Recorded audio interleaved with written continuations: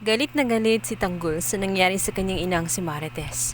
Sinabi nito na hindi na maganda ang ginagawa ni Rigor sa kanyang inang si Marites. Hindi na niya ginagalang pa ang kanyang ina sapagkat ang lakas ng loob niya na iuwi sa bahay nila ang babae niyang si Lena. Kung kaya't hindi napigilan nga ni Tanggol at sinugod nga niya itong si Lina.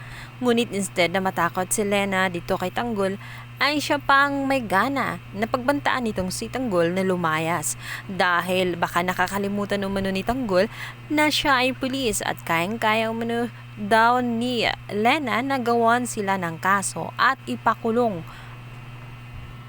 Baka gusto umano ni Tanggol na isama pa daw maging ang kanyang nanay na lumaya sa kanilang bahay. Kaya naman inis na inis si Tanggol, muntikan na nga niya itong suntukin. Kung hindi lang niya naisip na babae at buntis itong si Lena, ay sinuntok na nga niya itong si Lena. Subalit sa sobrang galit nga nitong si Lena ay gumawa siya ng hakbang na tiyak na kagalit ng husto nitong si Rigor sapagkat nagpapabiktim ang bruha at naghulug-hulugan.